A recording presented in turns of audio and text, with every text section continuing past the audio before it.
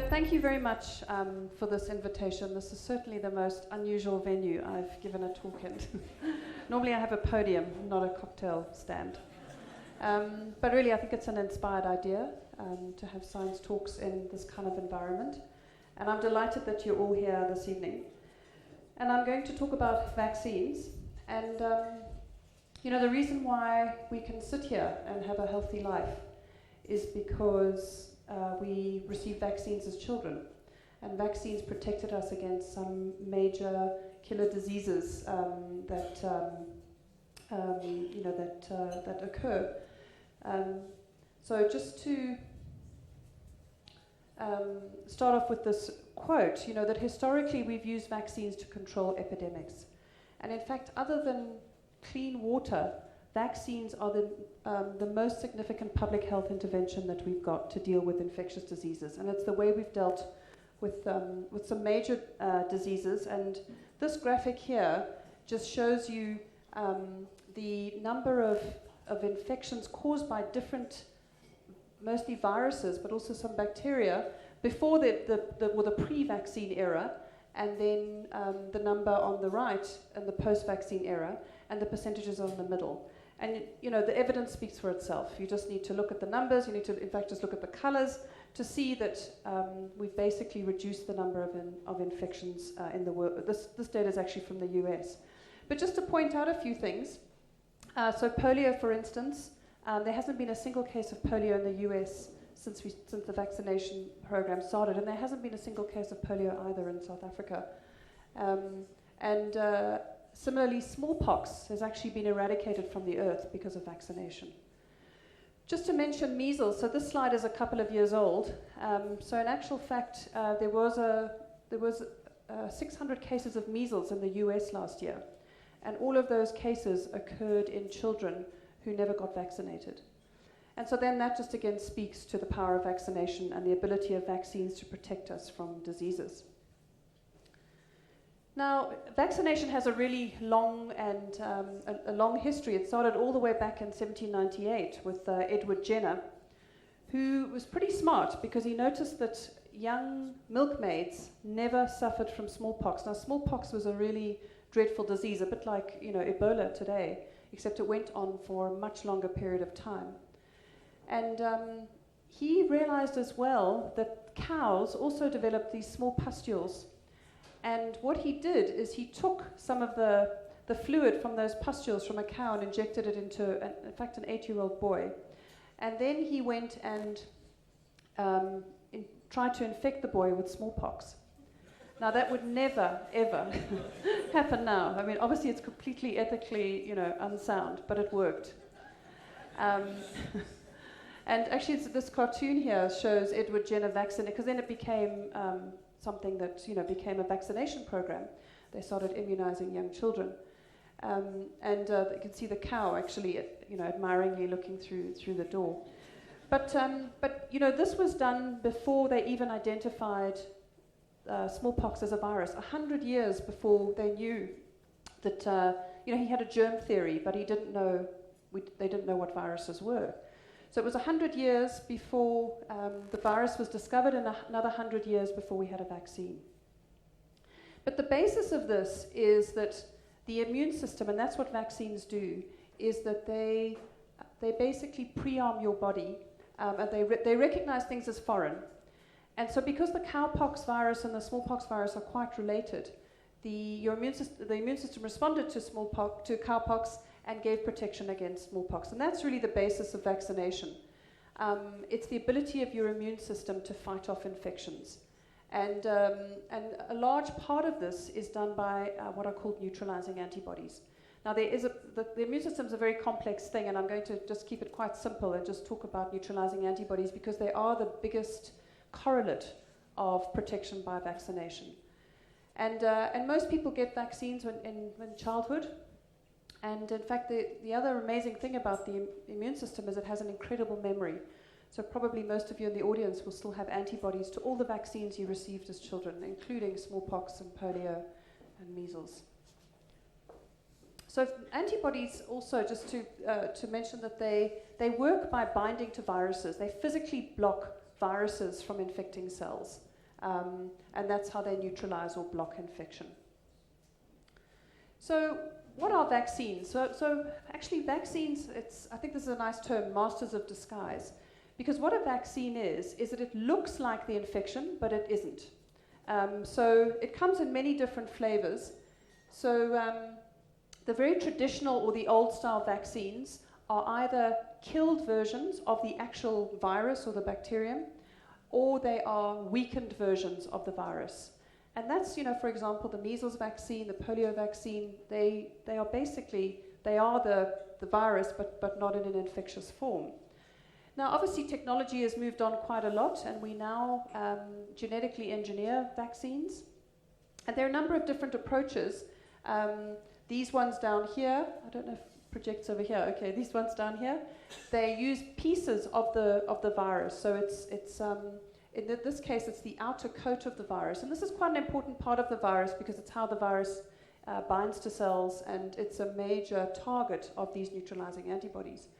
But the other way to make vaccines is to take a piece of the genetic material of the virus and put it into another harmless virus or bacterium. And that's what's called a vectored vaccine. And this really is becoming a very popular way of making new vaccines. It's also possible to put pieces of the pathogen or the virus or the bacterium into DNA, and those have also been quite successful. So it takes a long time to make a vaccine. So the polio vaccine took 47 years to make. So this shows actually the year that the pathogen was identified and how long it took to make a vaccine. But the good news is we're getting better at it. So as you can see, some of the later vaccines took 10 to, well, in fact, the measles vaccine is the old style, but certainly the hepatitis B, from the time of figuring out that hepatitis B was caused, or hepatitis was caused by this virus, and developing a recombinant vaccine was 16 years. But you can see at the bottom there, HIV, 35 years into the epidemic and we still don't have a vaccine. And clearly that is a major gap. Now, the reason also why it takes so long to make a vaccine is that we also have to go through some rigorous testing processes. There are different phases. So obviously there's a lot in the discovery phase. That's all the lab work, and that's where I fit in, is doing some of the basic lab research. But it's also very important that vaccines are tested in animals for safety and also proof of concept. You want to have some idea that this vaccine is going to work before you start testing it in humans. Now, human trials, I'm just going to talk about two major phases. There's the small phases, which are just the safety phases of vaccine trials, and then there are the big, large trials, which basically are looking for efficacy, and those are often done in people at high risk of acquiring the infection that you're targeting. So what I thought I would do, I know this talk is about HIV, but I thought I would also talk about an Ebola vaccine. Some of you may have heard that about 3 weeks ago they published in The Lancet the announcement, and it's very preliminary data, but very exciting data that they've developed a vaccine against Ebola. And it really kind of sprung on the scene quite quickly, and I think it also gives us a good, how can we learn from this in terms of an HIV vaccine as well. So the Ebola vaccine made use of this viral vectored approach that I talked about. So what they did is they took a small piece of Ebola, the part that codes for the outer lollipops on the virus, and they inserted that into a weakened animal virus. In fact, it's also a cow virus called vesicular stomatitis virus, or VSV. And so what happens is this then chimeric virus starts expressing Ebola protein. So your body thinks it's seeing Ebola, but it's not Ebola. And your body then makes an immune response to this Ebola protein. But of course, it's completely safe. I should say this virus, although it's an animal virus, it does replicate in humans. It does cause an infection in humans, but it's very rapidly cleared. So it's for about a week that you can detect the virus. But as I say, it's cleared. But in the meantime, the Ebola protein has been expressed, and you've got a good immune response. And so everybody who gets this vaccine was shown to make these very good neutralizing antibodies to Ebola. Now, the way we normally test vaccines is called a randomized controlled trial, or an RCT. So that would be like taking this group of people and splitting them into two groups, but they need to be matched. So it wouldn't be just taking half the room and the other half. You'd have to match them for age, for gender, for risk factors, for a whole lot of things. But it's really the gold standard for assessing trials. And the reason why it's a gold standard is because half the people get the vaccine and the other half don't, and nobody knows. It's double-blinded. So the people who get the vaccine don't know what they got, and the person administering the vaccine doesn't know what they got. And then at the end of a certain time period, they look and see where the infections happen. And then they figure out if the vaccine actually worked. Now, this was not done in Ebola because basically there's no time to do an RCT. RCTs take a long time. They're big trials. And what they did was something really quite, I think, ingenious. They did what's called a ring trial. It was also what's called cluster randomized. But they basically went, and they did this because there's obviously an epidemic and they've got to act fast. They went and they identified the Ebola cases, and they identified the contacts, so the people who have been in contact, who are at risk of contracting Ebola. And they gave those contacts, in half of the clusters, they gave them the vaccine immediately, and then in the other half, they waited 3 weeks before they gave them the vaccine. So everybody got the vaccine. There's no control group here. There's no placebo. And then they waited another 3 weeks, and then they went and looked at the number of infections in each of the groups. And I don't know if you can see it, but in the group that got vaccinated immediately, there were no Ebola infections. And in the group where there was a delayed vaccination, there were 16 Ebola infections. And what that translated to was 100% efficacy. Now, this is very preliminary data. The numbers are very small, and of course, it's not going to be possible to do any more work on this vaccine because very fortunately, the Ebola epidemic is now essentially burnt out. But certainly, this while people are saying it might not be 100% efficacious in larger trials, it's certainly going to be highly efficacious and definitely something that is going to be licensed and developed further and, in the event of further vaccine trials. And then I love this picture of a young girl in Liberia saying thank you science, because it really is a game changer for certainly because there will be future Ebola outbreaks, and the plan would be to be well prepared for that. So the other thing that they did do is they immediately stopped the trial when these results were released, and they, if any new Ebola cases, because I think there were still 2 Ebola cases last week, so there are still sporadic cases, they then go and immediately vaccinate all of the contacts, so everybody now has access to the vaccine. So certainly a very exciting, and certainly got everybody very encouraged. But how did they do this so fast? Well, clearly they had to act. This was a crisis, a major crisis. But there was also unprecedented global collaboration. I mean, they really pulled in everybody, the WHO, obviously the Guinea where the trial took place, Big Pharma, many of the funders. And they also fast-tracked new medicines. They accelerated the regulatory process for this vaccine. So what would normally take 5 to 10 years to test, in the end took 10 months. And I think that's really quite remarkable. But I should also say that, and this is easy to say in hindsight, but we kind of knew there was an Ebola vaccine, because 10 years ago this vaccine was tested in monkeys and shown to work.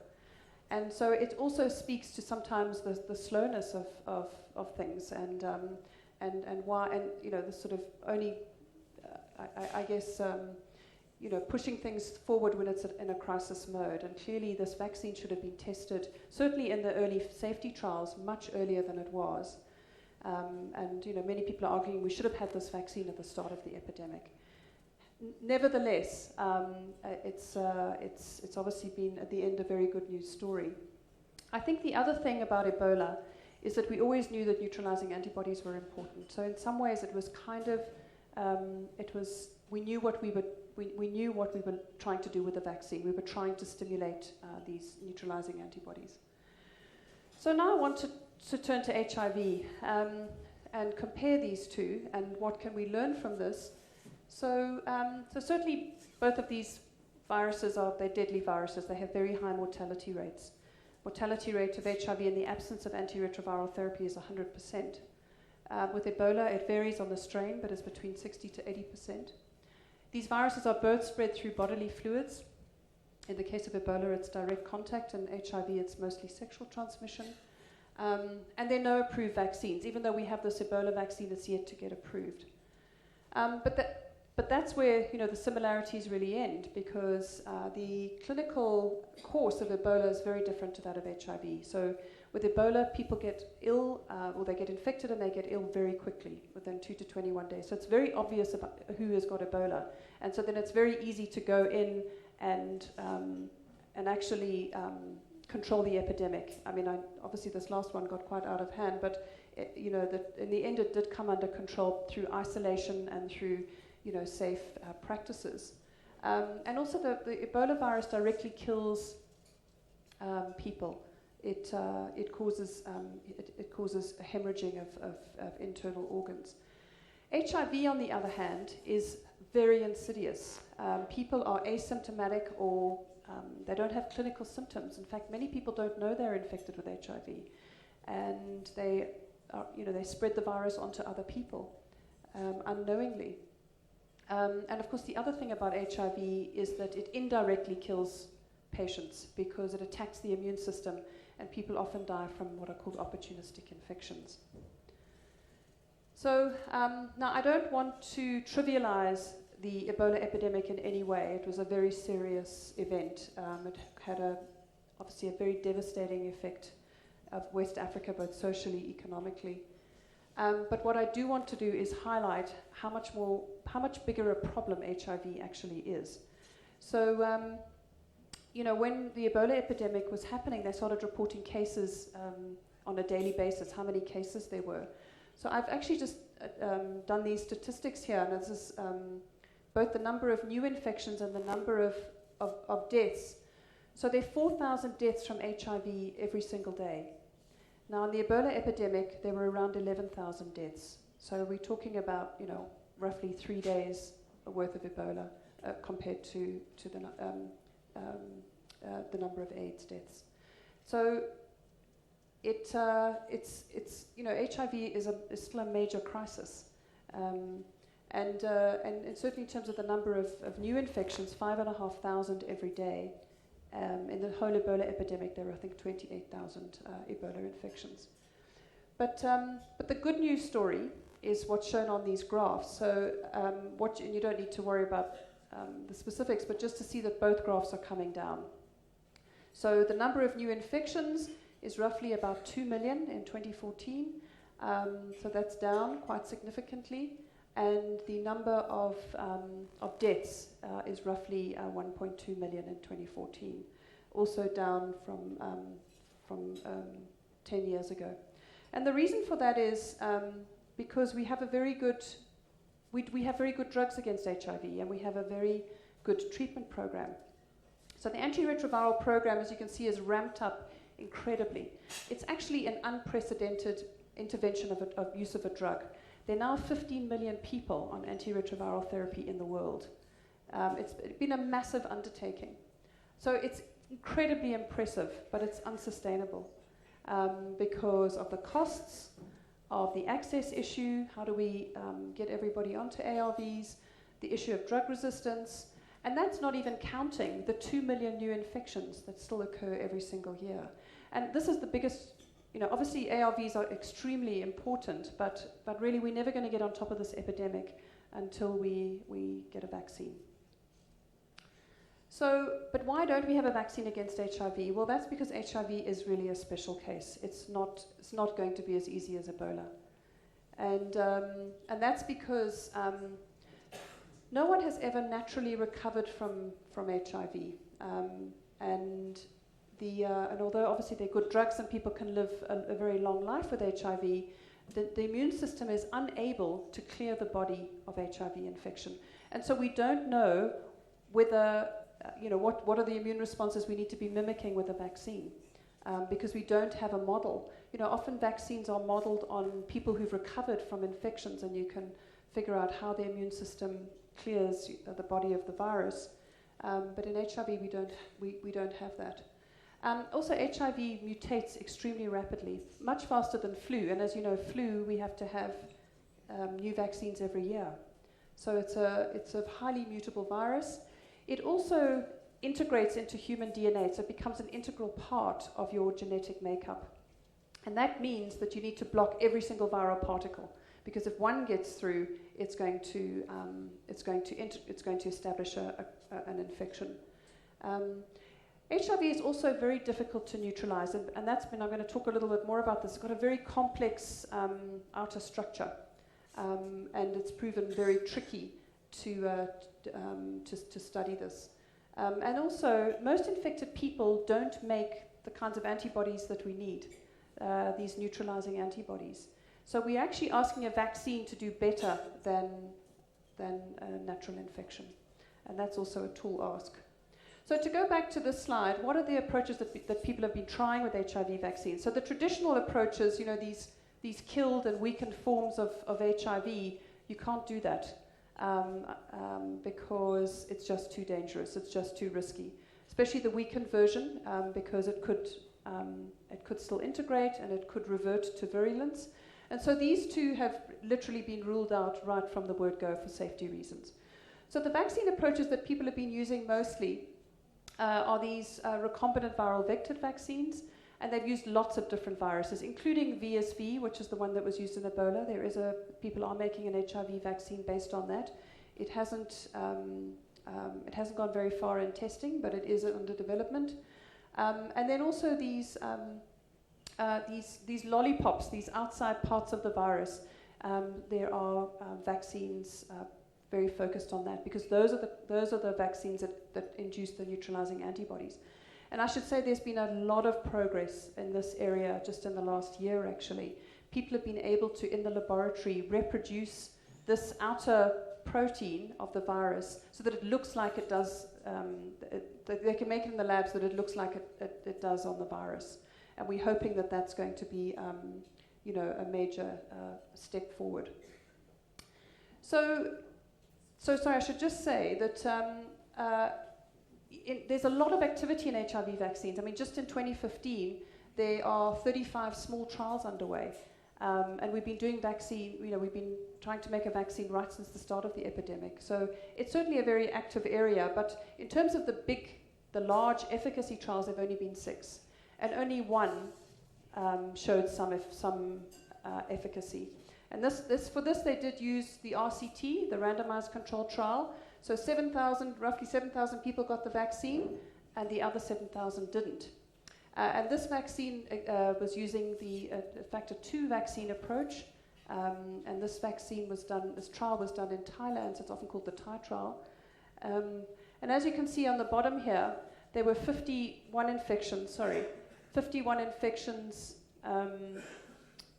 in the vaccine arm, and 74 in the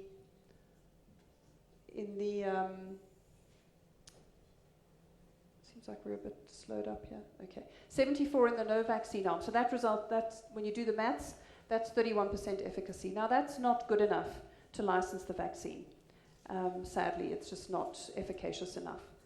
But it is good enough to develop it further, and that's exactly what's happening.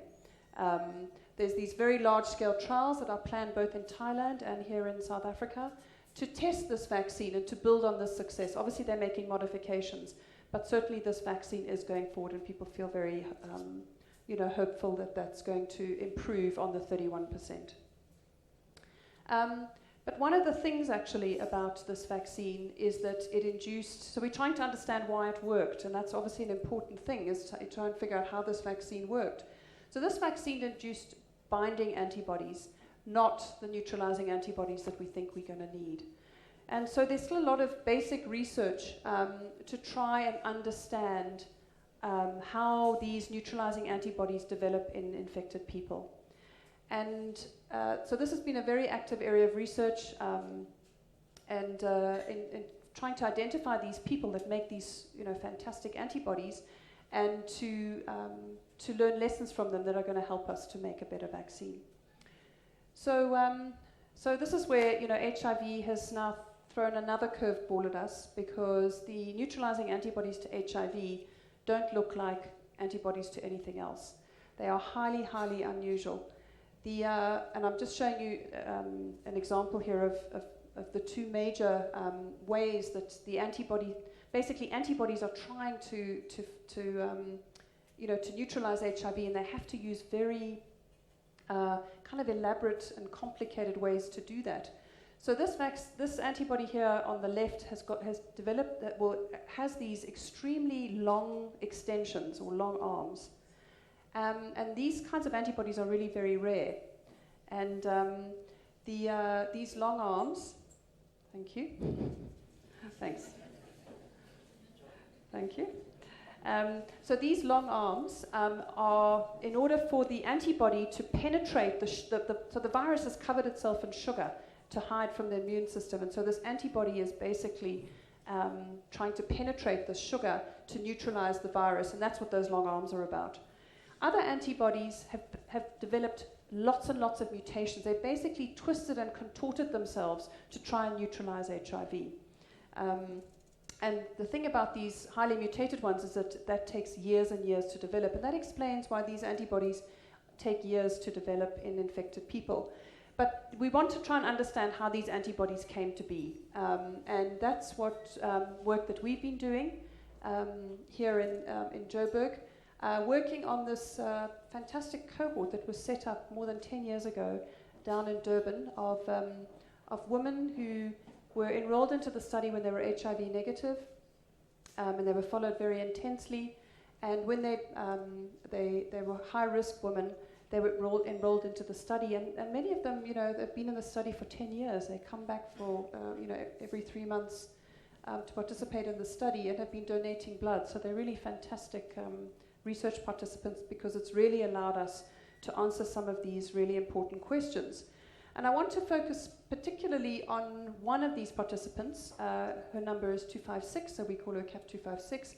And we realized very early on that she had the super duper potent antibodies in her blood.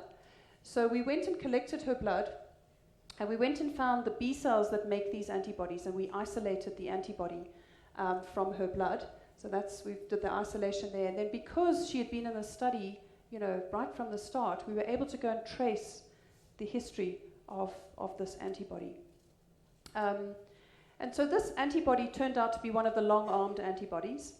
And by tracing its lineage, we actually figured out that antibody was born that way. It actually had long arms to start with. Now, that means that any vaccine is going to have to find these very rare B cells that express these unusual antibodies and stimulate it in order to get it to expand. But the other really important thing in this study is that instead of taking years of infection, actually this mode of developing a neutralizing antibody only took months. And we thought that was also a very important thing in terms of vaccines. If we can find these antibodies and also get them to become neutralizing in a matter of months. But now to become neutralizing, there's a whole other set of processes, because what's happening in the body is that the virus is, of course, adapting to the antibody. So you've got this arms race between the antibody and the virus. So the virus is changing and the antibody is changing. And that's actually what allows this antibody to become neutralizing. It's basically chasing the virus and tolerating all these different variants. And it, in the end, is able to neutralize all the different variants in this individual. And why that's important is because we think it's going to tell us how to make a better vaccine. We and many others are proposing this as a vaccine strategy, is that we need to mimic virus evolution in a vaccination process. So what we need to do is we need to immunize with different vaccines and do multiple immunizations. Now, this is unprecedented in vaccinology. You know, the Ebola vaccine was a single shot. Here we're proposing multiple vaccines that differ and that differ subtly. And the idea here is that you're trying to get the more and more potent antibodies, and you're trying to basically coax them down the line so that they become neutralizing.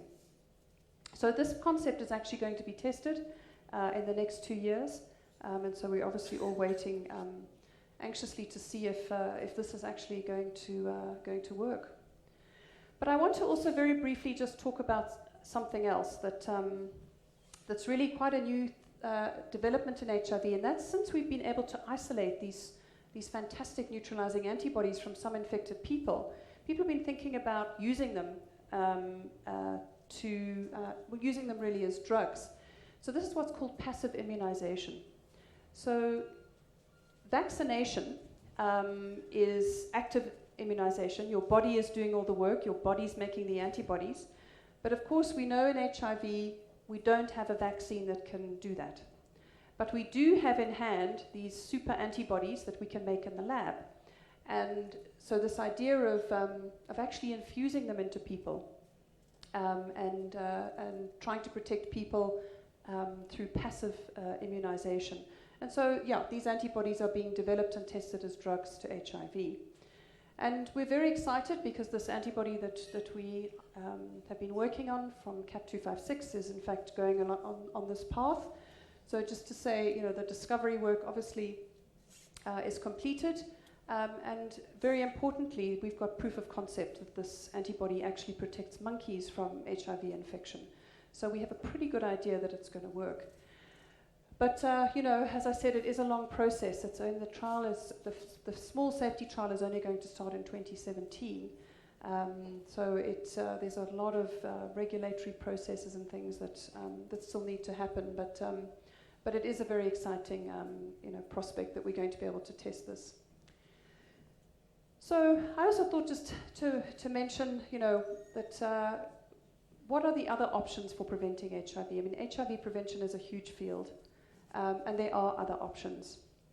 I'm sure you obviously all know about condoms and behavior change and the importance of getting people at high risk of being regularly tested for HIV, and also circumcision. Medical male circumcision is actually, in fact, there are many sites here in Joburg that are offering that service, shown to be very protective for men. And so many adult men are coming forward to be circumcised. And then the use of anti-retroviral drugs for prevention. So this concept here of using ARVs for treatment as prevention, that's really what we're seeing in the global epidemic, is because when people go onto anti-retroviral drugs, they become, they basically can't transmit the virus. They become non-infectious because the virus in their blood becomes undetectable, so they're no longer passing the virus on. So certainly treatment as prevention is a very powerful way to prevent new infections. And that's why we're seeing those dips, is because there's so many people now on antiretroviral therapy, they're just less infectious people in the world.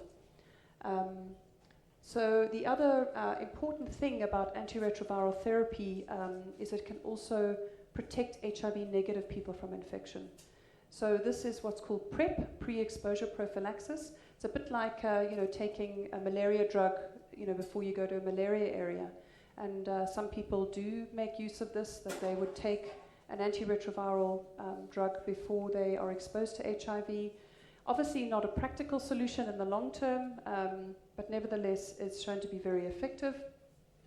And similarly, microbicides, which are, and again, making use of antiretroviral therapy, and both vaginal and rectal microbicides. So these are gels that contain the drug that are then used to prevent transmission at the site of, at the mucosal surfaces.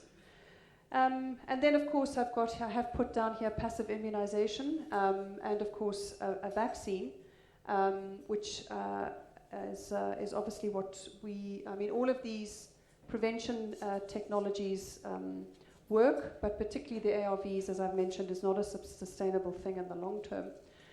But, I think just to remind you why we still urgently need a vaccine, and I'm sure you don't need reminding, there are almost 40 million people in the world with HIV, and 66% of them occur in Africa, and in fact most of those occur in southern Africa. So that's what the hot zone is down here, the red, the color, the brighter the color, the more the prevalence of HIV. And it's really concentrated down here in southern Africa. So really, it's a problem of Southern Africa, and it's still a major it's a major global crisis, really, having this many people with HIV. But an HIV vaccine is an achievable goal, and many people do believe that. As I mentioned, we have these large-scale efficacy trials that are planned to test this partially effective vaccine. We have lots of new concepts that are being tested. Certainly lots of new innovative things, and we're going to learn a lot of lessons from passive immunization. Passive immunization may not be a practical solution either in the long term. It's a bit like using drugs, but I think we're going to learn a lot from passive immunization. We're going to learn how much neutralizing antibody you need to protect someone from HIV. We're going to learn how it works. We're going to learn what are the important sites to target. It's going to be a very informative set of experiments. But I also think, Ebola's shown us that it's galvanized us, actually, that we can do things much faster. We can accelerate processes. We can, better engagement with big pharma, and also using innovative trial designs. I think, the Ebola epidemic, I think, is teaching us some lessons too. So finally, just to say that I work here in a lab in Johannesburg at the NICD, and I'm very fortunate to work with this fabulous bunch of young people, many of whom are here, I think, sitting over there. And really, we're also very fortunate to be very well funded and very well connected. So making a vaccine is really an international effort. And so we have many international collaborators, and also many local collaborators. Obviously, the collaborators in Durban are major ones, and also at UCT. But also, I just want to specifically point out Penny, who we run this unit together, and and Janelle, who is one of our PhD students, who's over here, who did a lot of the work I was telling you about on CAP 256. So it's really, and I'm sure she's over there and can answer all your questions. Yeah, it's really been a fun adventure, actually. Thank you.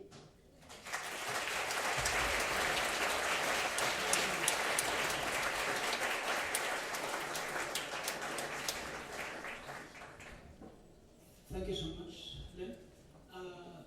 We have time for several questions. So there are two microphones. One is the one I'm holding, and the other one is on the other side. There you see Kevin holding it. So yeah, if you have a question, please raise your hand, and we'll try to get to you. Okay, there's a question here in the back.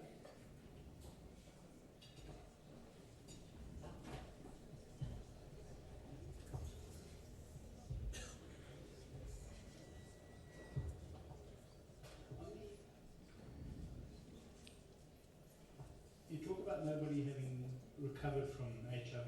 There were stories we saw in the press about Kenyan prostitutes who seem to be able to survive the HIV. Is that what was the outcome of those? So that's so those are people who actually were never infected with HIV. They had multiple exposures to HIV and never. So they're high-risk women, and they never ever got infected with HIV. And so they became very interesting to study from a vaccine point of view. What is it about their immune responses that are protecting them from HIV? So people actually studied them really, really intensely. And never really were able to figure it out. And that's partly because these immune responses seem to come and go. So in the end, it was rather a fruitless undertaking. I mean, it never resulted in any major findings, actually. One of the preventative measures that you mentioned was circumcision. But Van Houw did a meta-analysis of studies on circumcision and concluded that it was insufficient protection against sexually transmitted diseases. So do you think it's actually a credible So those they're three RCTs very clearly showed that it protects against HIV. I mean, the data, I agree, maybe the STI data is less convincing, but certainly for HIV, it's very convincing.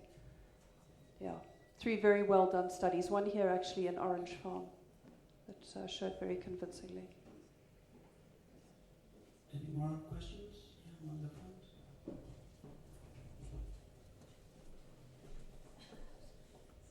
Yeah, I mean, I was just wondering in terms of your work, I mean, do you sort of keep an eye on quantum biology? Because what you're effectively dealing with is the protein folding problem. Right. And I was just wondering, I mean, there are computational methods which you can get a rough idea. I mean, you know, a lot of guys are thinking in terms of modeling viruses, etc. Oh, yeah. So all of that happens. Absolutely. But you don't sort of, I mean, what do you think of it in the long term? Structural biology. Yeah. Oh, I mean, it's a key part. In fact, that's what's enabled us to see what the structure of this outer protein looks like. No, it's been a key part of vaccine development, actually. I mean, that's how it's allowed. So, as I mentioned, we're now able to make what are called soluble trimers in the lab. We're actually able to mimic what it looks like on the virus. We can make it in the lab. And so the idea is that these should be able to induce neutralizing antibodies. That's the thought. So they put them into animals. They are a little bit better, but they still need some work. But yeah, that's the idea behind that. Evening. I'd just like to ask about the B cells. I'm in the corner of your office. Okay, corner. yep. The B cells that elicit the long-arm antibodies, is that a common phenomenon in all patients, or is it a rare mutation in certain patients? Because how are we going to elicit the immune response in patients if they don't have those B cells? I should hire you. That's a very good question. No, it is a major challenge because they are very rare. Those B cells that have the long arms, they do occur in a certain proportion. Everybody has them, but what we've got to do is find a vaccine that actually engages those. And so people are thinking of some quite innovative ways of doing that. In your presentation, I think you mentioned that there are trials that are being planned and underway. I just want to get also some information and insight from you in terms of what's delaying the rollout of these trials. Is it investment in research and development? What are some of the reasons and what can be done to push things? Yeah, it is a very slow process because there are all these, particularly the regulatory, because with vaccines you're immunizing healthy people, and so you have to make absolutely sure that what you're immunizing people with is completely safe. So they did drop the bar with Ebola because they were in the middle of an epidemic and it was a crisis, and they tried things that that hadn't actually perhaps got to those same safety checks. Some people would argue that we should do the same for HIV because HIV is a crisis. And I think this is a game changer, not just for Ebola, but for HIV as well. I think we are going to look long and hard at this because we do need to speed up the vaccine development process. Yeah. There are a couple of questions on this side. Hi, good evening. Hi. We just were discussing here on the side here. You mentioned that ART is now being used for prevention, but we were thinking perhaps wouldn't it be more important to look at the fact that people don't comply to their regimens, because that's one of the main issues in this country. If people actually just complied and if the drugs were always available when people went to pick them up at the clinics, then we should be having almost zero transmission if all the people identified on ART complied, because I can't remember the name of the studies that were done, but there were a few studies that did couples that one was HIV positive and the other was HIV negative. Yeah. And the only thing they were doing to prevent transmission was that the positive partner was on ART. Absolutely. And Yeah. they had no transmission over something like 7 years. Yeah. So that trial was highly 97% effective. But it's a clinical trial setting. But yes, this idea that if people take their ARVs, they're less infectious. So, but you're absolutely right. You know, taking medication every day it's behavior change, and that's the most difficult thing to do. I mean, I'm sure everyone in this room, you know, forgets to, you know, take antibiotics or contraceptive pills. I mean, it's a very tough thing to do, and so that's why I think that, you know, ARVs are never going to solve the problem, because we're relying on people to do this every day. Of course, I should say there are also lots of new innovations as well in terms of using drugs that have longer acting, you know, that they last for much longer time, and that might get around this adherence problem. But the other problem is that not everybody knows they're infected. And you're right, if every single infected person was on ARVs, we would stop this epidemic. But not everybody knows, and that's a major challenge, is getting everybody to get themselves tested. Good evening. I wanted to ask you if you know any specific reason why HIV has spread so much in southern Africa, but not really in the rest of Africa or the rest of the world. Yeah, so it's an interesting question, and one that we ponder a lot. So, you know, people have come up with various, you know, theories about, you know, the virus subtype and things, but that's really never really panned out. You know, the virus that circulates here, I mean, it is different, but it's not more virulent than viruses elsewhere. I mean, it probably boils down to, you know, some of the social factors in South Africa, or in the southern African regions, the high levels of migrancy, for instance. People moving about, the history of South Africa. You know, with young men from rural areas coming to the mines and then going home. You know, so I think our history actually has a lot to answer for in terms of HIV. Yeah.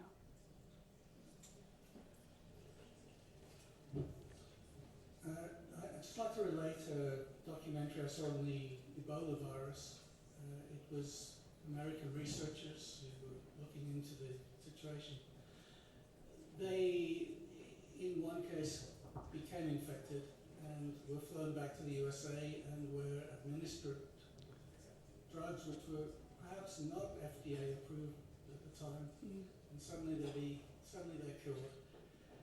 And I'm just relating this American context back to HIV, where we have, on the one hand, the FDA that are notably stringent. We have the demographics that you described being mostly Southern Africa and Russia. From what I saw, America's not really directly affected and perhaps not that seriously involved. And, you know, I'm just putting the question, could America do more to assist the efforts that you're making?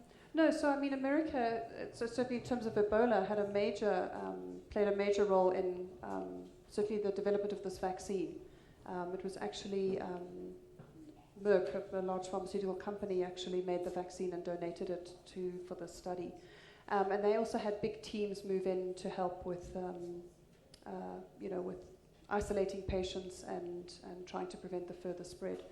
And certainly in my field, the major funders of HIV research is the US government, in fact. We get a lot of money from the National Institutes of Health, so they do fund a lot of HIV research.